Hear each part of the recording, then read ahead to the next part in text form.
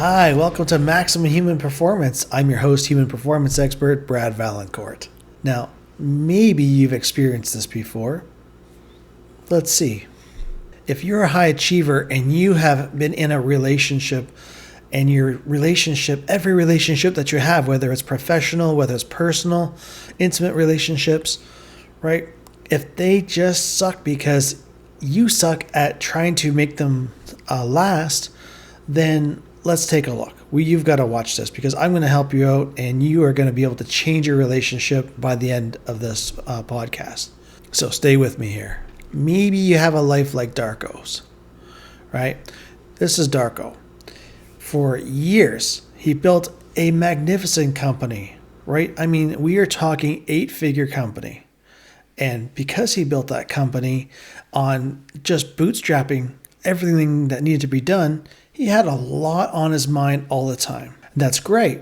However, he ended up working 7 days a week, between 12 to 15 hours each day. And when it came to relationships, his staff had to be replaced about every 4 to 6 months. Now think about how much training that is. You've got to train a lot of people in that time, especially when you have staff like he has, dozens and dozens of staff.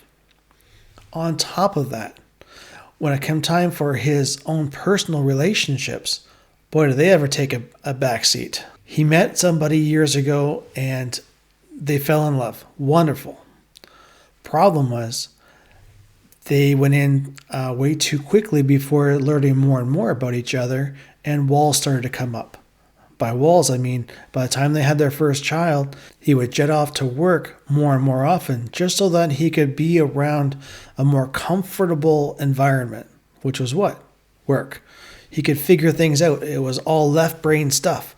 He loved that. Problem is, when it comes to relationships, you've got to have a good merger of left brain analytical stuff and then the right brain stuff, the creative stuff. So when you have the analytical mind and the creative mind coming together, that's when you have magic.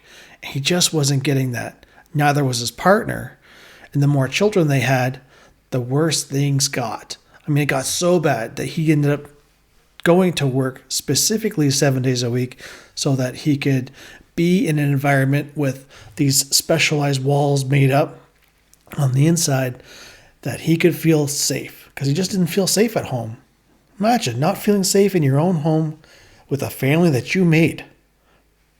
That's just where he was. Maybe you're feeling the same way. And this happened for years, right? Until his spouse finally said, you know what? We've had enough. We don't know who you are anymore. We're leaving. And she packed them up and the kids and her went to, her parents' place and stayed there for a long, long time. He ended up moving. He moved his business and moved several hundred miles away just so that he could try and start fresh instead of trying to figure out what these problems were so that he could avoid these problems in the future by having corrected them and knowing what the signs are so that you don't go down these pathways. And that's how I'm going to help you today. If you're someone who's in a high stress situation, right?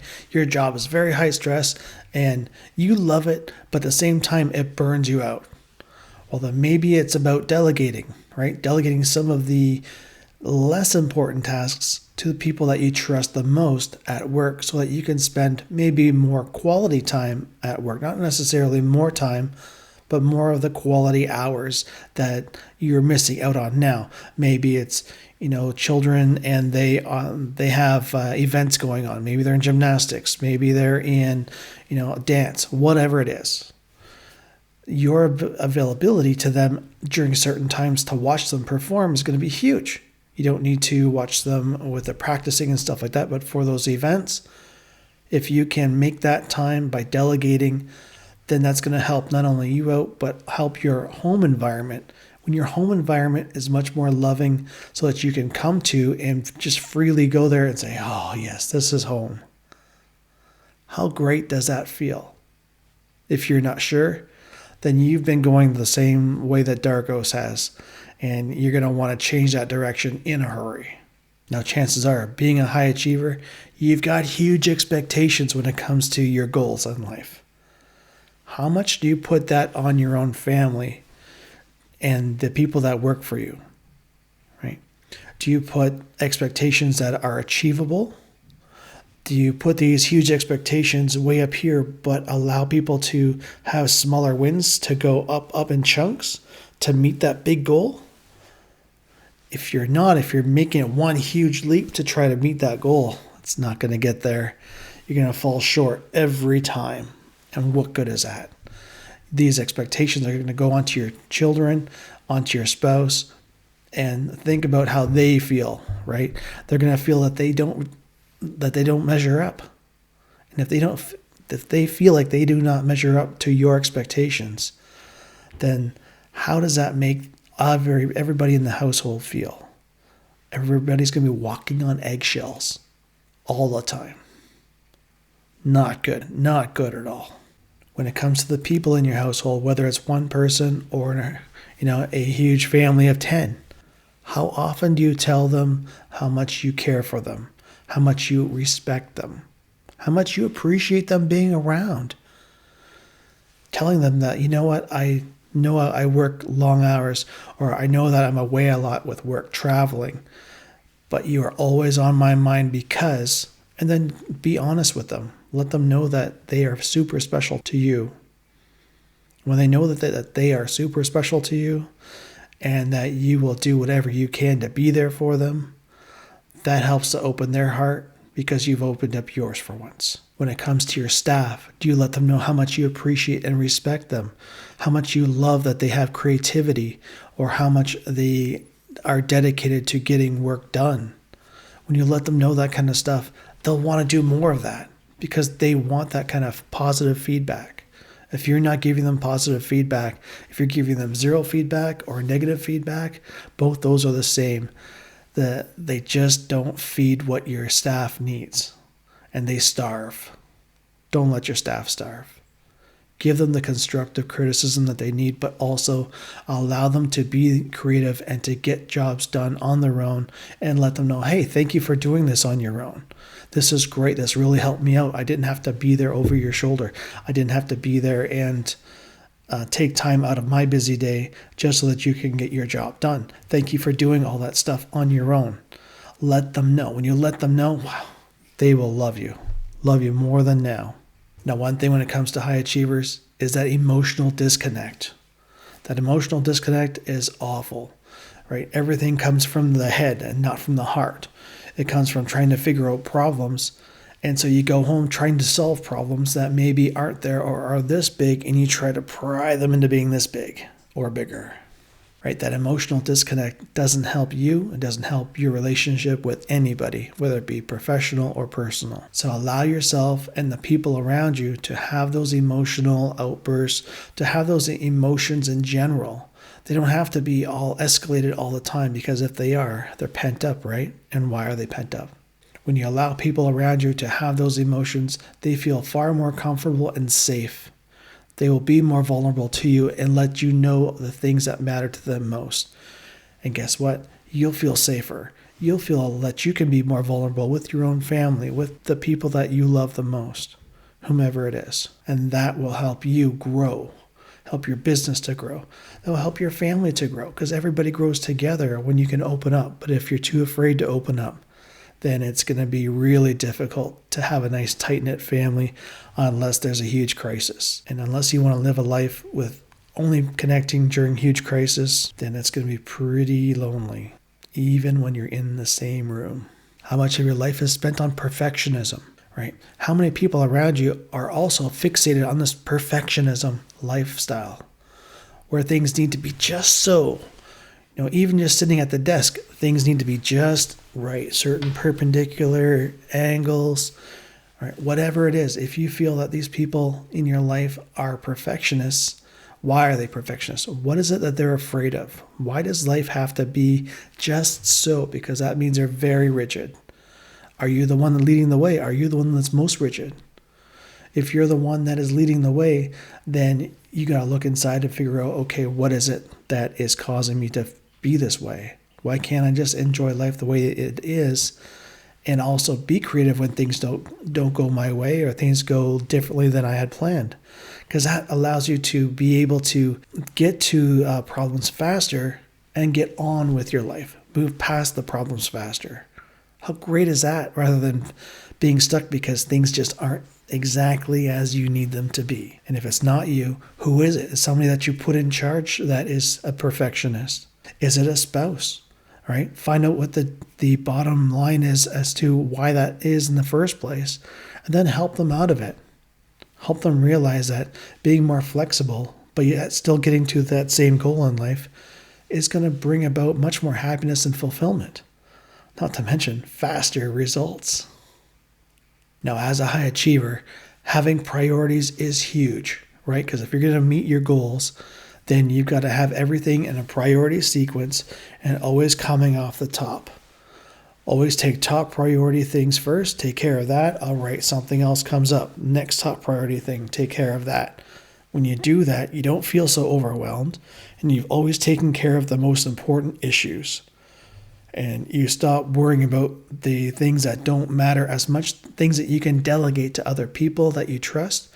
And you can just allow yourself to figure out the most important things, get that taken care of. Yes, okay, on to the next one. Know so many high achievers who try to get everything done and don't know much about prioritization or delegation. They just suck at. They suffer so much from boundaries. If you're a high achiever and you're suffering because you don't know how to set boundaries and you don't know how to keep them, then life is going to be super difficult for you. Setting boundaries doesn't mean that they have to stay rigid boundaries. They can be flexible, right? Think about it. When you meet a stranger on the street, you're going to have a certain amount of range that you feel comfortable with that person compared to your own spouse or your own parent. Right? You're going to allow them a different distance. And you want that same kind of thing happening in your own life when it comes to dealing with anybody, right? And when it comes to your goals. Have these boundaries. Okay, how important is this goal? It's top priority. All right. So who do I need to help me achieve this goal? All right, those people, I'm going to have those people closest to me. Those who I don't need in my life right now because this really needs to get done so that I can move on to the next thing, or so that my business can take off to that 2 to 3 levels higher, whatever it is, then go ahead and do that kind of stuff. Allow those boundaries so that you have people in your life with that are most important at that particular time. Doesn't mean that they stay there. It just means that they're going to be there for that chunk of time so that you can get whatever needs to get done. And maybe it's family stuff. Maybe it's you need to have your family nice and close to you, so your children or your spouse, both, and you have them close to you so that you can get through whatever difficulty that you're getting through right now, right? Maybe one of your children is going through puberty, and it is tough, really tough for them, but just as tough, if not tougher, on the outside as a parent, trying to make sure that they are safe and that they have the best experience possible when it comes to going through that time in their life. Whatever boundaries that you need to set for whatever situations, set those boundaries and be flexible so that as you get more comfortable with people, just like with your staff, as you get more and more comfortable with them, you give them more and more important things to do. Do the same thing with these boundaries. You allow these people to get a little bit closer as you see fit. But if you keep everybody on the outskirts, right, on the perimeter, it's going to be tough to get close to anybody, whether they are business or personal. So allow that flexibility. Have them coming in and out. It's going to help you out. It's going to help them out. And here, life is going to be so much easier. So much easier. How long do you go in between talking to certain people in your life, right? Let's say it's a parent. Do you go a day, a week, months between talking to them? And is that helpful? Is that hurtful, right? If you have toxic people in your life, but yet they are still intertwined somehow, maybe it's the parent of one of your children and you're not together anymore with them while you're still intertwined with that child, so you have to have some communication, right? Now, if there are some people in your life that you have daily communication with and you feel that it's too much, then, allow yourself a little bit of space. It's okay to have a little bit of space. It really is. It gives you peace of mind, gives them peace of mind. It's wonderful. Now, at the same time, as a high achiever, chances are you go a long time without talking to certain people until you need something from them. Well, how does that make them feel? Right? When you only talk to them whenever they need something, that's just not good give and take there. It's not good karma. None of that stuff is going to work for anybody. So what ends up happening is you end up reaching out to several other people because after a while it clues into them like, oh, they only need me whenever they want something. So I don't want that in my life. I'm not going to be part of that anymore. And you're going to find that more and more people leave because of that. Now, allowing yourself to get closer to these people and find out, okay, you know what? I really want this person in my life. Great. Go for it. If you feel that you have clients that you rarely hear from, try to talk to them on a regular basis. Maybe it's once a week. Maybe it's once a month. Just to say hi. Just to let them know that you're thinking about them and their needs. Right? Maybe you're thinking about a project that they're doing and you're wondering, how are you doing on the project? I know that we fulfilled our obligation. I just want to know how you're doing with it. And if they'll tell you, you know what, I'm okay, don't need anything else from you, but I am struggling with this, then maybe you say, oh, okay, well, you know what, I can't help you with this, but I know somebody who can. Or you say something like, you know what, I'm sorry, I don't have any resources on my side to send to you, but I do wish you all the best of luck with that. And then, continue on with a more cordial relationship with them. It doesn't take much, but it goes such a long way. Now, since high achievers have a tendency to kind of shut things down and be by themselves and try to problem solve in their own cocoon, right, their own cave, what can we do for some more emotional support? Well, we can not only give ourselves some more emotional support by reinforcing that what we're doing counts and what we're doing helps other people, because sometimes when we get stuck in a rut, and I know myself, whenever I get stuck in a rut, sometimes I put all kinds of blame on myself, but I don't give myself that emotional support until I finally wake up and go, oh, wait a minute here. The reason why things are crumbling is because I'm the one that is not allowing that emotional support to come in. I'm driving people away, including my own belief, including what I'm saying to myself. The positive things I'm saying to myself, I'm driving that away to the point where I don't even say it anymore, right? And then you're just left alone going, crap, where is everybody? So make sure that you enjoy the people around you. You let them know that, you know what, I really appreciate the support that you're giving me. What can I do to offer some support for you? Or I see that you're struggling. It looks like this is what's going on, and if you need this, then I'm here to offer this for you. Give that emotional support to the people that you love the most, whether they're family or they are business people or just somebody that you see who is suffering, right? Here's a story for you. When my father passed away, all the way across the country, I flew by myself and, I was a wreck. I was very close with him, and here I was on the plane by myself in a corner, basically just bawling my eyes out for like 2 hours. Nobody came over. Absolutely nobody came over for 2 hours, me just crying my eyes out. Nobody offered me a tissue, absolutely nothing. You know how I felt? So alone.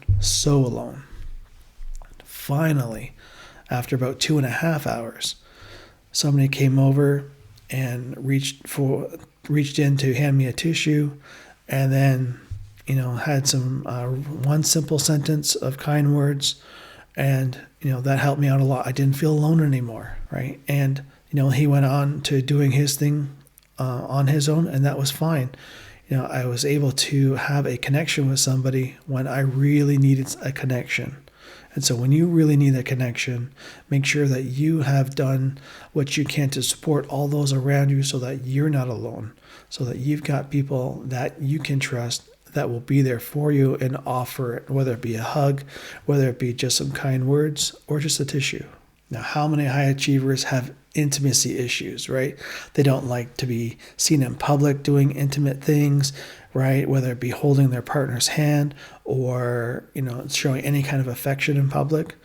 Well, you're going to have to get over that if your partner is craving it, because it's not going to make them feel any better. If you don't feel comfortable showing any affection, then what do you feel comfortable with? Maybe it's, just holding the door open. Just look them in the eyes. Look them in the eyes with loving eyes and let them know that you love them just by looking at them and saying it with your eyes. That'll go a long way and be a good start. And then you can build from there. But by showing your affection to the people that you really care about, right? If it's a worker, right? And maybe it's a staff member, maybe your assistant, you really want to show them how much emotional support that you want to give them without going overboard or without being too distant, then just do it with some kindness. Tell them something that you notice that is going to help build them up. Maybe you see them wearing something for the first time. You say, oh, you know what? I've never seen you wear that ring before. Is that something special to you? And just inquire about things like that. That will offer some wonderful support. The main thing when it comes to intimacy issues is to get out of your comfort zone and do something that's going to be more conducive to the people around you, right? And again, it could be somebody that you're intimate with, and it's showing them how much you love them with your eyes by looking at them in such a loving way. Or it's something that you need to do with your staff, and just let them know, you know what? I really appreciate what you do, and thank you so much for being there when I needed you the most. Thank you for staying late. Thank you for getting this done. Just let them know. Show them how much you care about them, and that will also show how much you respect them. Now, sometimes it's a matter of finances, right? It can be difficult to connect with your relationships when it comes to finances, and it might be something work-related, where times are tough. You're like, oh my gosh, I don't know when paychecks are going to be able to come out. I don't know how I'm going to make payroll. What can I do? Sometimes it's a matter of going to your family and saying, oh, geez, you know what? We're really tight this month. We're not going to be able to do that vacation that we really talked about. But being able to be open with your family, with your staff, let them know that trouble is there, but you're going to work through it. That allows you to be vulnerable with them. You're going to allow yourself to find a solution because you're showing them that they care. They're going to help you at the best way possible. When you show them how you are comfortable and you are strong enough to be vulnerable, they're going to love you for it, whether it's staff or family. They're going to say, yes, you know what? How can I help? And when they ask you, how can I help? You let them know. You let them know how much you care. You let them know that, if it's just you that has to take care of it, you let them know that, you know what, I'm going to take care of this. I'm going to find a way. Now, as a high achiever, if you're somebody who likes to get all your work done in an office with nobody around so you can have 100% focus, that's fine. However, let your staff, let your family know that, you know what, when I'm in this position where I am thinking like this and I need peace and quiet, I need to be in my office, just me and no interruptions.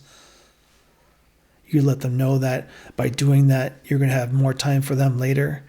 Then great, do that. Make sure that when you're finished, you don't just hide in there afterwards, that you actually do get out and take care of them afterwards. When you take care of them afterwards, they're going to be so much more freeing, and they're going to want you to go ahead and do what you got to do.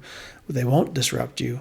They'll give you that freedom, and afterwards, everybody will be much happier and far more loving. All right, now how many of you have trust issues, right? Where you don't know if you can trust your spouse, if you can trust your children when it comes to work. If you don't trust your family, how are you supposed to trust your staff, right? And Darko had the same problem. He didn't trust anybody but himself, so he figured he had to be the one to do everything. So talk about overwhelm, panic, anxiety attacks. He had them all. And that just riddled his life until he got a good grasp on what he needed to do. And then with some work on getting to the root causes, because you know what? You always have to find the root causes. And when you do, wow, this guy, his life not only flourished, he doubled his business in under 2 years. He found himself a wonderful, loving partner and got reconnected with all of his children. You can too. It's really amazing when all this comes together. It really is awesome. Now, what happens when you have maybe two people in a relationship that are both high achievers and they each have their own goals, but nobody supports one another. Have you ever seen that? Maybe you're experiencing that now, right? It's all right to have a power couple, as they say, right? They each have their own goals, and you've got to be okay with having that time to spend so you can go and achieve your goal, while at the same time allowing the other person to have a little bit of support. You have to support them, they have to support you, right? A little bit. Maybe it's a matter of timing. So the two of you figure it out. Can we do this at the same time? Or do I spend a certain amount of time, maybe the first 2 years of our time together, right? Maybe it's your spouse, and all of a sudden they want to do something that's going to further their career, or maybe start a new career, and you're saying, you know what, we're still in the baby stages of this career, and the kids are really young. How about if we wait just a little bit, and then I will be completely supportive as this part of our life is more automatic and can run mostly on its own.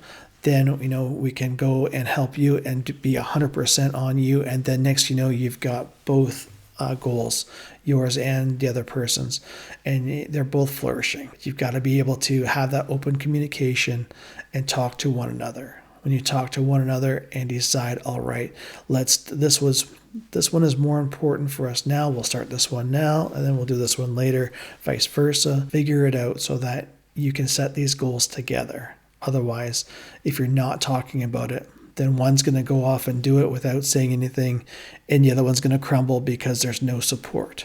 Then the whole relationship crumbles. There's a lot of wasted effort when really all it took was just a little bit of communication and some support, saying, you know what, I support you. I want you to do this.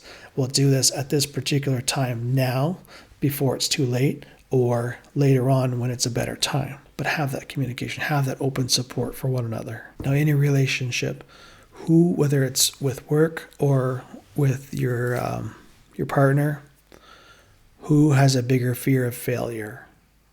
Get to the bottom of that right away, because you'll have stronger people in your corner, whether it be professional or personal. Get to the bottom of those fears, or that fear. When you get to the bottom of that fear, life is going to be so much easier, because you're going to know that it's okay to fail. It's okay to fall down. Failure is something that happens when you stop going after your goal, right? The last thing you want to do is avoid figuring out that fear of failure, because if both of you have this fear, then both of you need to take care and address that right away. If it's your right-hand person at work and they have this fear of failure, well, they're not going to do the things that you need them to do. So get to the bottom of that fear so that they can dissipate that fear and move on faster, stronger. If it's your spouse, if it's your children, a combination, get to the root causes of those so that everybody can flourish as a stronger unit way up here rather than muddling down here. Now, these are all problems that a lot of high achievers have. You're not alone, but make sure that you take care of them. Take care of them right away, and you're going to find that when it comes to greater fulfillment in your life, make sure you take care of these issues that we talked about, and you can have your life go on this trajectory instead of muddling along like this. Ugh, who wants that? Nobody wants that. You're a high achiever. You want success. You want a lot of things in your life that are going to help fulfill that big, big heart that you've got. Make sure to save this so that you can keep watching it over and over again until you get all these things taken care of. And definitely subscribe so that you've got new things to learn, because you know what? Your competition, they've already done this. Thanks for watching.